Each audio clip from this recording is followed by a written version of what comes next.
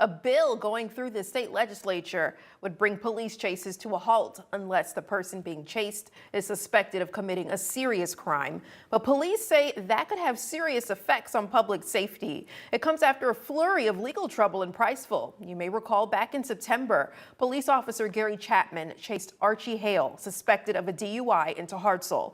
He crashed at over 100 miles an hour into a car full of teenagers, killing Tristan Hollis and injuring several others. Fox 54's Caleb Aguayo shows us how that's propelling the proposed legislation.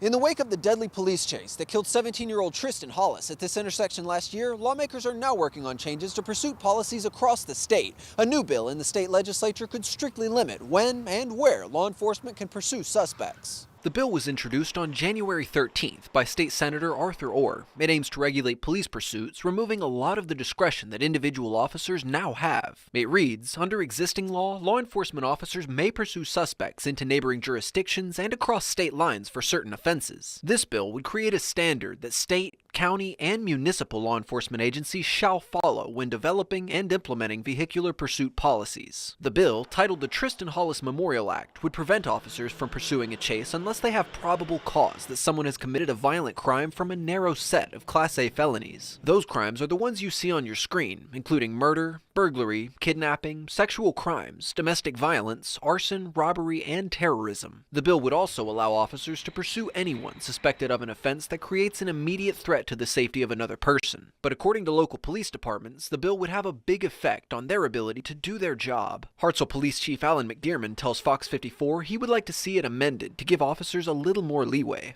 If an officer gets behind a vehicle and they try to stop the vehicle and the vehicle doesn't stop within a quarter of a mile or a half a mile, or where do we reach an actual pursuit? At a mile, mile and a half, two, So I think it's very restrictive the way it's worded, and I would like to see it changed a little bit. The bill is now in the hands of the Senate Judiciary Committee for any revisions. If the state legislature passes it, it'll go into effect on October 1st. In Hartselle, I'm Caleb Aguayo, Fox 54 News.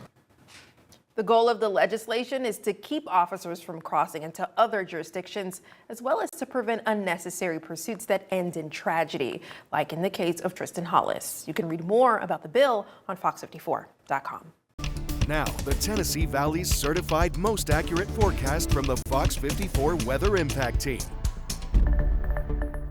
Saturday and Sunday are going to be Fox 54 Weather Impact Alert days, all of them, all day Saturday and then all day Sunday. We're talking about three different possible things across the Tennessee Valley: ice, snow, or a little bit of rain. So at this stage of the game, what do you need to do? You just simply need to pay attention. This is very much an evolving forecast.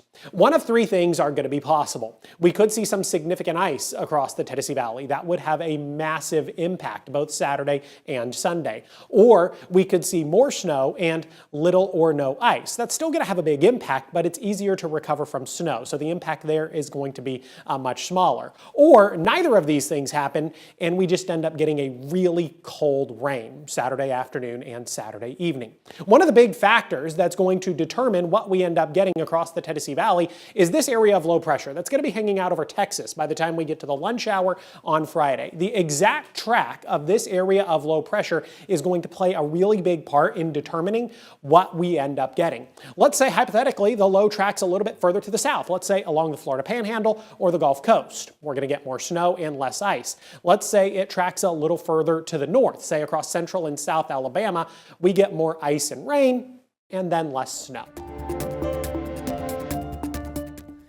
The first year of Trump's second term in office has brought many changes to Washington, as well as many extraordinary moments here at the White House. One change is the way that various branches of government interact with each other. President Trump has now a solidly conservative Supreme Court that's ruling on more cases as Trump's attempts at expanding his presidential power like never before are challenged, from his uses of the military like the National Guard, his pressure on universities to cancel diversity, equity, and inclusion initiatives, and his immigration enforcement efforts. And when we look at armed conflict, the check and balance of the United States Congress, that is being tested like never before as well. the bombing of Iran, the strikes on alleged drug boats, and the capture of Venezuelan President Nicolas Maduro, those are just 3 examples of military operations that did not get approval, consultation, or even a heads up to Congress before they took place. And I'd also highlight another major change in the American political landscape, and that's the way the Department of Justice now operates. Traditionally, there's a separation between the DOJ and the White House, and for Trump's second term, though, they are lockstep with each other, with the White House using the DOJ in extraordinary ways to investigate and attempt to prosecute President Trump's perceived political enemies like James Comey, Letitia James, and even more recently, the Fed chair, Jerome Powell. Then there's some of the extraordinary moments of this presidency. There's the Liberation Day terrorists, the pardoning of nearly all January 6th rioters, the significant immigration enforcement action, the testing of international alliances. You cannot forget the dress down of Ukrainian President Volodymyr Zelensky in the Oval Office and hosting Russian President Vladimir Putin on U.S. soil in Alaska. And there's the physical changes here in Washington, too, from the demolition of the East Wing of the White House to make way for a new ballroom, to the changes at the Rose Garden and a new name alongside Kennedy at the Performing Arts Center. All of these leading to a remarkable 365 days since President Trump's second inauguration. At the White House, Brian Abel reporting. Christian, I think it's very, very important. Right now we are talking about a situation about the world order. Respect for national territorial integrity, respect for international law, that's what should unite all of the Western countries with a well-going democracy, and also the European Union. We have been so happy and glad, and I stated today, we are thankful for the support from all our allies, all the countries of the European Union, for stating and constantly saying we need to respect the world order. International law is not a game. And if we don't do that, of course alliances will fall. And that will be very bad in the way the world is developing now. We have been a close and loyal ally to the United States, to NATO through many, many, many years. We can do lots more in that framework. We are willing to cooperate much more, but of course in mutual respect. And if we cannot see that, it will be very difficult to have a good and reliable partnership.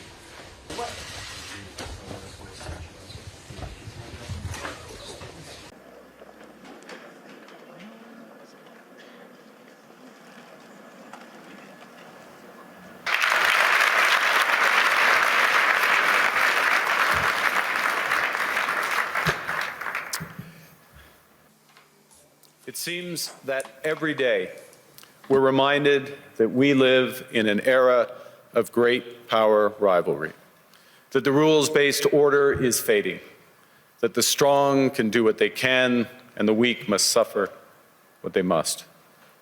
And this aphorism of Thucydides is presented as inevitable, as the natural logic of international relations reasserting itself. And faced with this logic, there is a strong tendency for countries to go along to get along, to accommodate, to avoid trouble, to hope that compliance will buy safety. Well, it won't. Let me be direct. We are in the midst of a rupture, not a transition. Over the past 2 decades, a series of crises in finance, health, energy, and geopolitics have laid bare the risks of extreme global integration.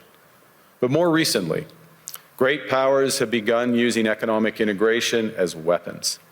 Tariffs as leverage, financial infrastructure as coercion, supply chains as vulnerabilities to be exploited.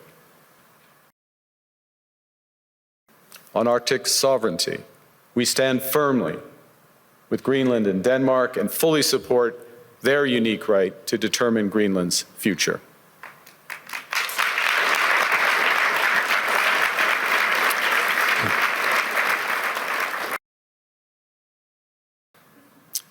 Canada strongly opposes tariffs over Greenland and calls for focused talks to achieve our shared objectives of security and prosperity in the Arctic. Wake up. Where the hell has everybody been? Stop with this bull diplomacy of sort of niceties, and somehow we're all going to figure it out. Stop saying one thing privately and another publicly. Have some spine. Have some goddamn balls. So this is diplomacy with Donald Trump. He's a T-Rex. You mate with him or he devours you. One or the other. The Europeans should decide for themselves what to do. But one thing they can't do is what they've been doing. And they've been playing. This guy's playing folks for fools. And it's embarrassing. I can't take this complicity. People rolling over. I should have brought a bunch of knee pads for all the world leaders. I mean, handing out crowns and this is pathetic. Nobel Prizes that are being given away. I mean, it's just pathetic.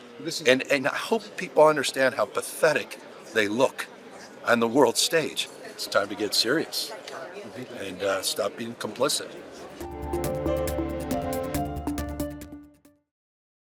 Big changes are coming to long-standing recommendations about how much screen time is healthy for kids. The American Academy of Pediatrics issuing new guidance, emphasizing the need for parents and educators to acknowledge young people live in a digital world, and the focus should be directing the use of technology, not limiting it.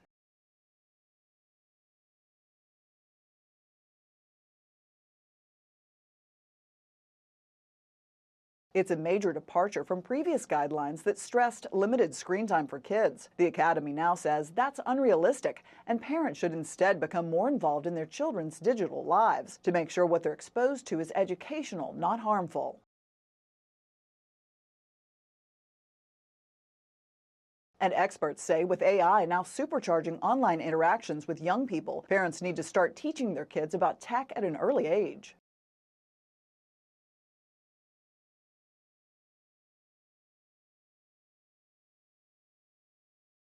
The new report says lawmakers should play a role as well, but at a recent Senate hearing on the subject, limiting screen time was the major focus.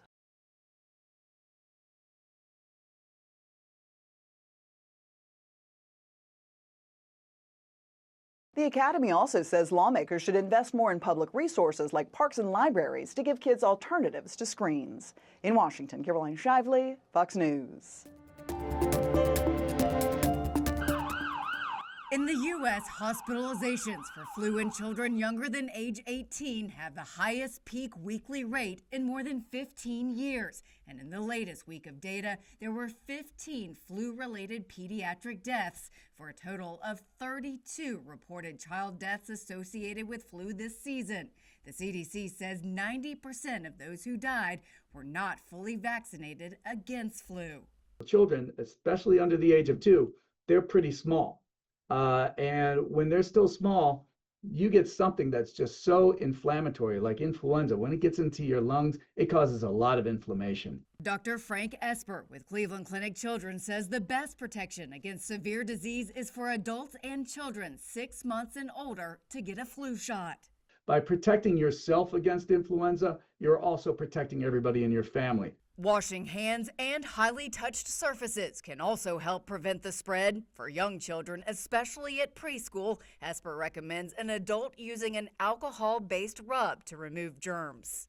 Alcohol is actually a better way to clean off their hands than to use soap and water. If a child is sick, Esper says to keep them home, and you can also consider masking.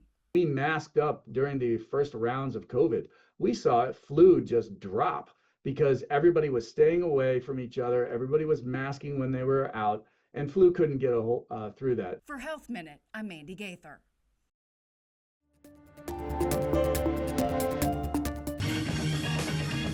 Billy worked with Aretha Franklin, the Rolling Stones, the Beatles, all the greats. You're in the group. It's great. I like a fifth Beatle. One of the greatest keyboard players of all time is profiled in Billy Preston, That's the Way God Planned It. The film traces the triumphs and troubles of the Grammy winner and Rock and Roll Hall of Famer. It's in theaters February 20th. When I was 5 years old, I started my chess training. This 12-year-old girl with the open ponytail, and she is just dominating. A real-life Queen's Gambit plays out in Queen of Chess. The documentary looks at Judith Polgar, a Hungarian prodigy who fought the sport's patriarchy, became the first woman to defeat the legendary Garry Kasparov, and is regarded as the best female player ever. Queen of Chess debuts February 6th on Netflix. I'm taking you to the underworld. Bikini Bottom's most famous figure heads to home video. The SpongeBob movie Search for SquarePants finds the Flying Dutchman taking the title character where no sponge has gone before. The adventure lands on digital platforms Tuesday with more than 20 minutes of bonus content. In Hollywood, I'm David Daniel. From the outside looking in, it seems simple. Seize the cash, count it, and turn it in. Matt Damon and Ben Affleck reteam for the cop drama, The Rip. We had a Crime Stopper tip come in on this address. There's $1.4 million in this bucket. The film pits their characters against each other, something their real-world partnership helped inform. We've written a bunch of screenplays together, so when we do that a lot through improvisation and acting out the scene, so we've spent thousands of hours of our lives yelling at each other in rooms.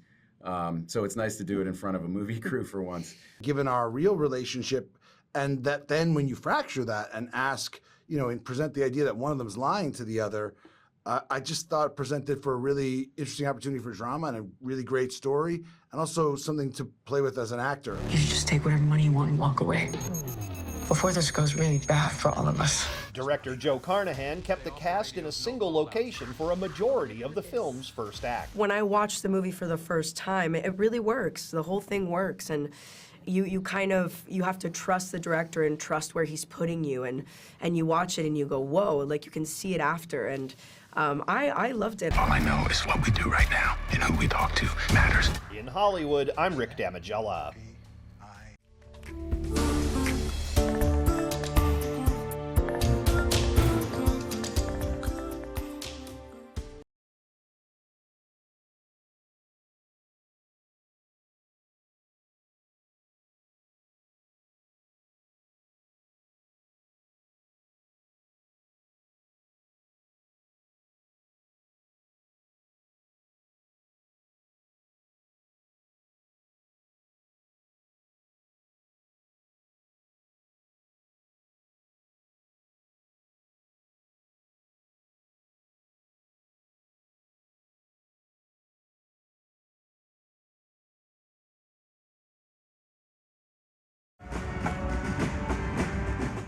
Three-year-old Remy Steinert appears to be the youngest musician to ever play at the Grand Ole Opry. What drum did you play?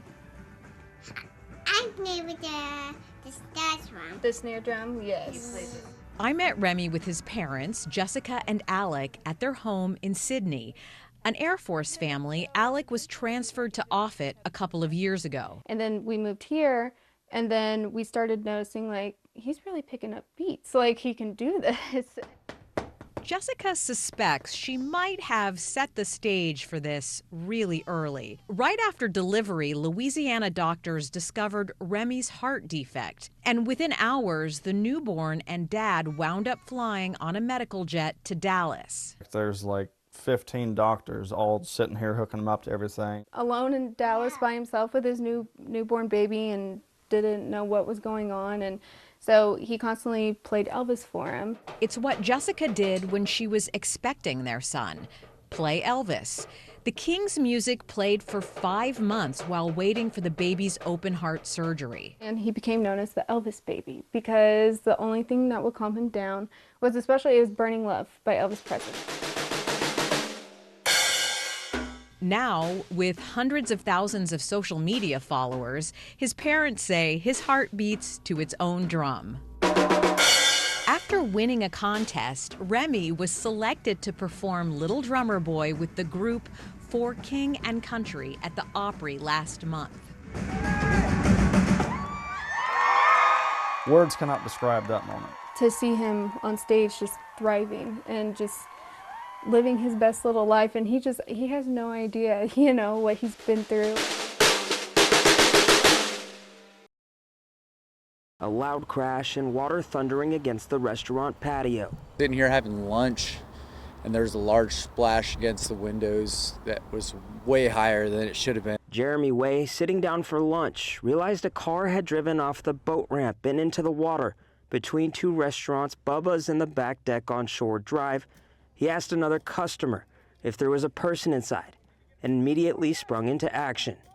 I already started pulling my wallet, my phone, my knife out of my pocket.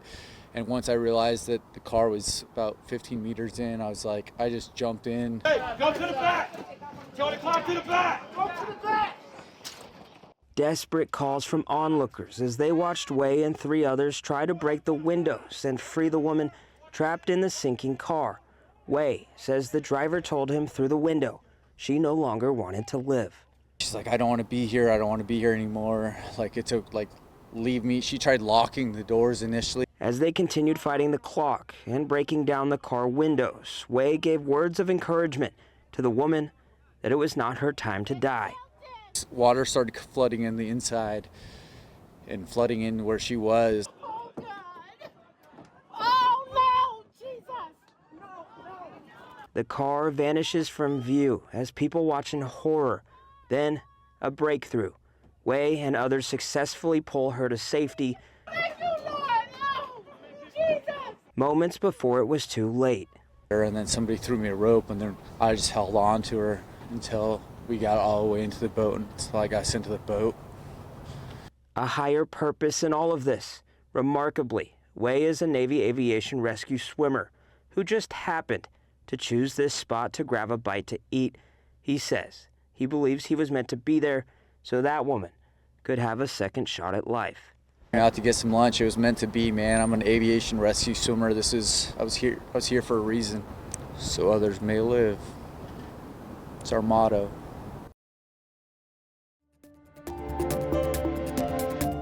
Did you know that you can get weather impact updates 24/7 on Fox 54 Plus? Here's how. Go to Fox 54 Plus on your Roku, Fire TV, Apple TV, or Samsung. Once you're on the main screen, push the down arrow and click on the Fox 54 Plus Weather Impact 24/7 block. Here, you'll find radar, current temperatures and conditions, traffic cams, forecasts, and more, all available on demand. Want to get back to the main channel?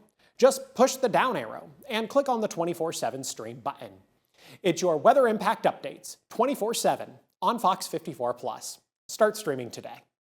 Fox 54 Plus has your news, sports, and weather. Start your evening with Fox 54 at 5:30, delivering the latest headlines and live reports straight from the scene. Then, stay informed with Fox 54 News at 9, featuring your Tennessee Valley certified most accurate weather impact team, tracking everything from tornado threats to traffic delays during severe weather.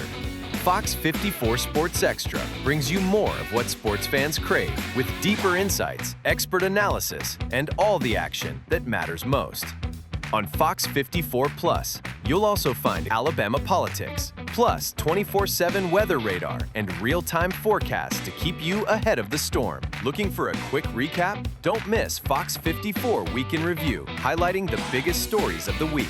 Jumpstart your morning with Morning Rush, fast-paced news updates featured with uplifting stories from across the globe. Get your entertainment fix with Getting Real, where we break down movie reviews, top 10 lists, and spotlight the newest film. Die Hard fan? Locked On Sports dives deep into the Crimson Tide, the Tigers, college rivalries, and pro action. True crime warrior style? Killer Cases brings you gripping real-life stories that stick with you. Hungry for more? Cooking with Style serves up mouth-watering recipes that are easy to make and impossible to resist. From movie previews before you head to the theater with Take a Look to must-know headlines from across the region and around the world with In the News.